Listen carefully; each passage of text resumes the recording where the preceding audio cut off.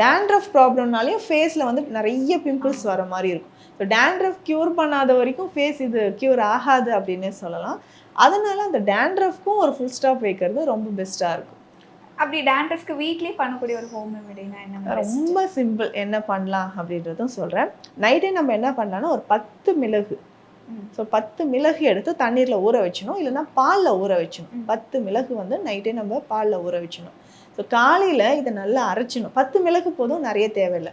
So அம்மியில் வச்சு அரைச்சி இதை வந்து என்ன பண்ணணும்னா கோகனட் ஆயிலில் மிக்ஸ் பண்ணிடணும். ஸோ பாலில் ஊறிய மிளகை கோகனட் ஆயிலில் மிக்ஸ் பண்ணி வச்சுட்டு இதனோட கொஞ்சம் குப்பைமேனி சாறு, குப்பைமேனி சாரும் இது கூட எடுத்து மிக்ஸ் பண்ணிடணும். அளவு தெரியல, கொஞ்சம் நம்மளே வந்து கொஞ்சம் எடுத்துக்கலாம்.